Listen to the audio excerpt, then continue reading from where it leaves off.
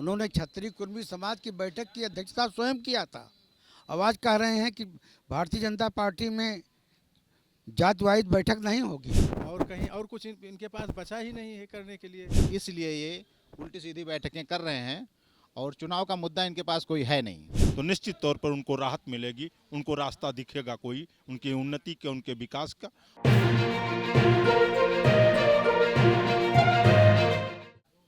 नमस्कार, मैं हूं दिव्या श्रीवास्तव और आप सभी देख रहे हैं यूपी 24 नेटवर्क। बात करी जाए 2027 के चुनाव की तो सभी पार्टियां जोरों शोरों से अपनी तैयारियां कर रही हैं। बात करी जाए तो बैठकों की, तो बैठकों का दौर चल रहा है। भारतीय जनता पार्टी लगातार बैठकों का दौर जो है वो आजमा रही है। कभी ब्राह्मणों की बैठक होती है तो कभी ऐसे ही बैठक करके चुनाव को लेकर के चर्चा होती है। अगर अब बात करी जाए समाजवादी पार्टी की तो समाजवादी पार्टी भी लगातार बैठक कर रही है। अब ब्राह्मण का जो वोट बैंक है वो किसकी ओर जा रहा है ये तो हम पता करेंगे ही करेंगे, लेकिन साथ ही साथ हम आम जनता से जानेंगे कि 27 का जो चुनाव है वो किन मुद्दों पर इस बार लड़ा जाना है। 2026 में पंचायती चुनाव है, 58,000 सीटों पर पंचायती का जो है चुनाव होने वाला है। और साथ ही साथ अब इन मुद्दों पर बात करेंगे हमारे साथ पूर्व विधायक अयोध्या से दयाशंकर पांडे जी। जयशंकर पांडे जी हैं। क्या कहना चाहेंगे, ब्राह्मणों का वोट बैंक कहाँ जा रहा है? ब्राह्मणों का वोट बैंक मेरे ख्याल से अब की सबसे ज़्यादा समाजवादी पार्टी को मिलेगा। इसलिए मिलेगा कि भारतीय जनता पार्टी ने के कार्यकाल में इतनी महंगाई, इतनी बेकारी, इतनी बेरोजगारी, इतनी अराजकता बढ़ गई है कि आम आदमी का जीवन दुश्वार हो गया है। चाहे छात्र हो, चाहे महिलाएं हों, चाहे व्यापारी हो, चाहे कारोबारी हो, चाहे किसान हो, हर आदमी परेशान है। और भारतीय जनता पार्टी के साथ मीडिया है। अगर यही मीडिया न होती तो इनको हेरे रास्ता न मिलता। लेकिन जहाँ तक इस चुनाव की बात आप कर रही हैं और जात की बात कर रही हैं, तो इस देश की सबसे बड़ी जातिवादी पार्टी भारतीय जनता पार्टी है। इससे बड़ी जातिवादी पार्टी कोई नहीं है। जिस देश का प्रधानमंत्री कहता हो कि मैं बैकवर्ड से आ रहा हूँ, जबकि वो कभी बैकवर्ड नहीं थे। और हर आदमी, योगी जी कहते हैं मैं क्षत्रिय समाज में पैदा हुआ हूँ, इसका मुझे गौरव है क्षत्रिय कुलभूषण होने का। अभी विधान प्रदेश अध्यक्ष आदरणीय चौधरी साहब हुए हैं, ब्राह्मणों की मीटिंग पर उन्होंने कहा कि भारतीय जनता पार्टी के संविधान में जात वाइज बैठक जो है वो नहीं हो सकती। लेकिन कुछ ही दिन पहले उन्होंने कुर्मी क्षत्रिय समाज की बैठक की अध्यक्षता की थी। पंकज चौधरी खुद ही कुर्मी समाज से आते हैं, जो प्रदेश अध्यक्ष नए चुने गए हैं वो कुर्मी समाज से तो आ रहे हैं। उन्होंने क्षत्रिय कुर्मी समाज की बैठक की अध्यक्षता स्वयं किया था। अब आज कह रहे हैं कि भारतीय जनता पार्टी में जात वाइज बैठक नहीं होगी। और इसके पहले भी जब पिछली योगी जी की सरकार थी तो उसमें भी तमाम विधायकों ने अलग बैठक किया था क्षत्रिय समाज के। अब की सत्र में ब्राह्मण समाज ने बैठक किया। कौन है जिसका अपमान नहीं हो रहा है? इतना भ्रष्टाचार तो कभी किसी सरकार में था ही नहीं। मैं तो कहता हूँ दावे के चोट पर, एक बार चौधरी चरण सिंह जी प्रधानमंत्री थे तो अपने बागपत में एक थाने में गए एक FIR लिखाने के लिए मवेशी चोरी का। तो पुलिस वालों ने कहा कि इस पर 20 रुपया घूस लगेगा। चौधरी साहब जाने लगे तो एक दूसरा सिपाही मना के ले आया। तो जब उन्होंने FIR लिख उठी और दस्तखत करने के लिए कहा तो उन्होंने दस्तखत किया चौधरी चरण सिंह प्रधानमंत्री भारत सरकार। तो चौंक गया पूरा थाना, कांप गया, पूरा थाना सस्पेंड हो गया। योगी जी अगर अपना वेश बदल लें, गरुआ वेश जो पहनते हैं, अगर फुल पैंट शर्ट पहन करके और हैट लगा के किसी थाने में चोरी की FIR लिखा के चले आवें तो उनको अपनी हैसियत पता लग जाएगी कि इस समय देश की कानून व्यवस्था कहाँ पर है। कानून व्यवस्था पे तो सवाल हो ही गए। क्या नाम हुआ आपका? Doctor SM Chandra. कहाँ से आ रहे हैं आप? हम यही लखनऊ से हैं। लखनऊ में कितना विकास देखा है आपने? अगर जब मैं बात करूं 2019 के बाद से, तो कितना विकास आप देख पा रहे हैं लखनऊ?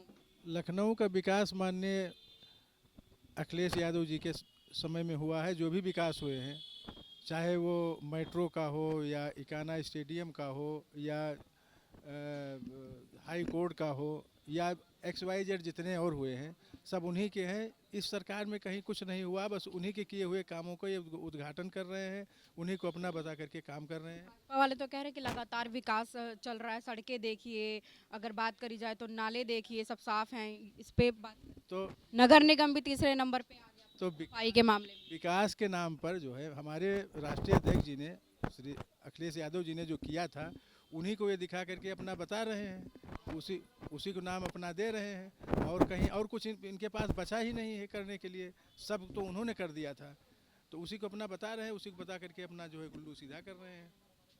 बस यही है। मुद्दे क्या रहेंगे इस बार लखनऊ के, क्या है मुद्दे 27 के चुनाव के?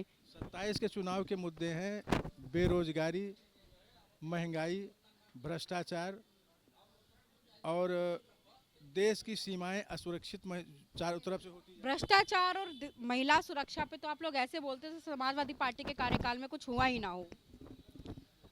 अब कहने के लिए तो आप कुछ भी कह सकती हैं, लेकिन समाजवादी मैं कैसे कुछ भी कह सकती हूँ, आप बताएंगे। पार्टी की सरकार में तो सब कुछ समाजवादी महिलाओं के लिए दिया है। 100 नंबर दिया, 112 नंबर दिया, ये सब किसकी देन है? 108 नंबर जो दिया, 90, ये सब किसकी देन है? ये तो हमारे माननीय जी की ही देन है ना, समाजवादी पार्टी। और आप कैसे कह सकती हैं कि समाजवादी पार्टी सरकार ने कुछ नहीं किया है? कुछ नहीं की बात नहीं हो रही, भ्रष्टाचार की बात हो रही है। क्या नाम हुआ? अवधेश यादव, कहाँ से आए हैं? विधानसभा रुदौली। क्या कहना चाहेंगे? लगातार अगर हम बात करें, बैठकों का दौर है, वोट बैंक की तैयारियां हैं, अलग अलग वोट बैंक लेने की तैयारियां हो रही हैं। क्या लग रहा है इस बार ब्राह्मण समाज किसको वोट करने वाला है? ब्राह्मण समाज मोस्टली समाजवादी पार्टी के साथ है, और चूंकि 2 टर्म की इनकी सरकार रही और इन्होंने कोई काम किया नहीं है, जनता से इनके पास कोई जवाब नहीं है जनता को देने के लिए, इसलिए ये उल्टी सीधी बैठकें कर रहे हैं, और चुनाव का मुद्दा इनके पास कोई है नहीं। समाजवादी पार्टी के पास तमाम मुद्दे हैं, और प्रदेश का पूरा पीढ़ी समाज समाजवादी पार्टी की तरफ आशा भरी निगाहों से देख रहा है, और 2027 के विधानसभा चुनाव में सरकार बनाने जा रहा है। मुद्दे क्या रहने वाले हैं? प्रदेश का विकास, चौमुखी विकास, प्रदेश का चौमुखी विकास समाजवादी पार्टी की ही सरकार में हुआ है पहले, और आने वाली सरकार में भी प्रदेश का विकास हो पाएगा। भाजपा तो लगातार ये कह रही है कि इस बार इनका तो गठबंधन भी नहीं बन पा रहा है, इस बार गठबंधन में चुनाव लड़ा जाएगा कि नहीं? इसको माननीय राष्ट्रीय अध्यक्ष जी तय करेंगे कैसे लड़ना है, ये उनका काम है। बाकी प्रदेश की जनता सरकार बनाने के लिए तैयार बैठी है। क्या नाम हुआ सर आपका? संजय यादव, जिला सचिव समाजवादी पार्टी। ठीक, अयोध्या से हैं। अयोध्या में तो सरकार बनी है, लेकिन अब आने वाले समय में 27 का चुनाव है, फिर उसके बाद पंचायती चुनाव है, तो इसको लेकर के क्या कहेंगे? जनता जो है पूरी गंभीरता से चुनाव को ले रही है, और अयोध्या में जैसा कि आप जानती हैं, पूरे अयोध्या मंडल में भारतीय जनता पार्टी का सुपड़ा साफ हो गया है। कोई भी उनका एक भी सांसद पूरे मंडल में नहीं है, और अयोध्या से समाजवादी पार्टी के अवधेश प्रसाद जी सांसद हैं। और हमारे अयोध्या में समाजवादी पार्टी बहुत ही मजबूती से काम कर रही है, लोगों को जोड़ रही है, लोगों के मुद्दों के साथ उनके साथ खड़ी हुई है। और पूरे प्रदेश में छात्र बेरोजगारी के मार झेल रहा है। छात्र, नौजवान, किसान सब समाजवादी पार्टी की तरफ देख रहे हैं, और उम्मीद लगाए बैठे हैं कि 27 में समाजवादी पार्टी की सरकार बनेगी तो निश्चित तौर पर उनको राहत मिलेगी, उनको रास्ता दिखेगा, कोई उनकी उन्नति का, उनके विकास का, और उनके आगे बढ़ने का रास्ता दिखेगा, नए रास्ते खुलेंगे। माघ मेला में जिस तरीके से आप देख रहे हैं, प्रयागराज की मैं बात करूं, माघ मेला शुभारंभ हो चुका है, लेकिन वहां पे मुलायम सिंह की मूर्ति नहीं लगने दी गई, अब राधा कृष्ण जी की मूर्ति है। लोगों को, तमाम लोग हैं जो कह रहे हैं कि ऐसे जगह पर किसी राजनेता की तस्वीर नहीं होनी चाहिए, क्योंकि वहां पर ये सांस्कृतिक कार्यक्रम है। क्या कहना चाहेंगे? आप देखती होंगी कि वहाँ होल्डिंगें लगी होंगी, वो कौन लोग हैं जिनकी होल्डिंगें लगी हैं? वो राजनेता नहीं हैं, अपने आप को क्या मानते हैं? अगर उनकी होल्डिंगें लग सकती हैं तो मुलायम सिंह यादव किसानों के दिलों में बसते हैं, नौजवानों के दिलों में बसते हैं, व्यापारियों के दिलों में बसते हैं, और वो शुरू से हनुमान जी के पुजारी रहे हैं, पहलवानी भी उनकी शौक रही है, और हमारे फोर्स में रक्षा मंत्री रहे हैं। तो हमारे सैनिकों के लिए जो उनकी लाशें नहीं पहुंचती थी उनके घर, कोई घटना दुर्घटना होने पर, शहीद होने पर, उसकी भी व्यवस्था उन्होंने की, जिसकी तारीफ हर कोई करता है। तो ऐसे में अगर उनकी मूर्ति वहाँ लगाई जा रही थी, लोग दूध पिला रहे थे, ठंड में लोगों की सेवा कर रहे थे, तो इसमें भारतीय जनता पार्टी को बुरा नहीं लगना चाहिए था। और भारतीय जनता पार्टी ने अगर ऐसा किया है तो हम लोग उसकी निंदा करते हैं, निंदनीय कृत है। वो तानाशाही की तरफ बढ़ रहे हैं। उनको लगता है कि हम जैसा चाहेंगे वैसा देश और प्रदेश चलेगा। वो ना तो उनको किसानों से कोई मतलब है, ना गरीबों से कोई मतलब है, ना नौजवानों से कोई मतलब है। और जो उनकी व्यवस्थाएं हैं, संत भी पीड़ित हैं, संतों से भी उनको भी पीड़ा है। इनसे किसी को राहत मिलने वाली नहीं है। चारों तरफ भ्रष्टाचार है और ज़मीनों की लूट इन्होंने बहुत बड़ी की है।